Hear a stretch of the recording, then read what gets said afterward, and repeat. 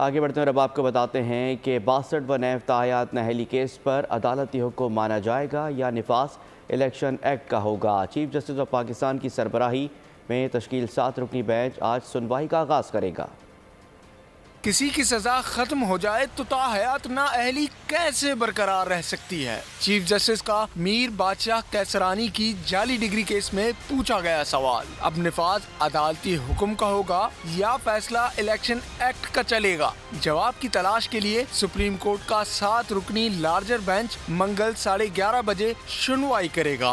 दिसंबर के वस्त में जारी अदालत उज़्मा के हुक्मनामे में कहा गया था कि नाअहली मुद्दत के सवाल वाले केसेस जनवरी के आगाज पर मुकर्रर किए जाएंगे। ताहयात नाअहली बारे सुप्रीम कोर्ट का फैसला और इलेक्शन एक्ट में से कौन सा हुक्म बरकरार रहेगा?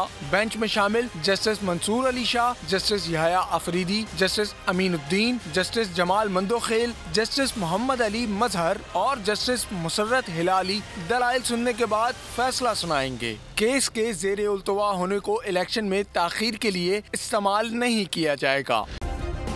सब्सक्राइब करें और बेल दबाएं ताकि कोई खबर रह न जाए।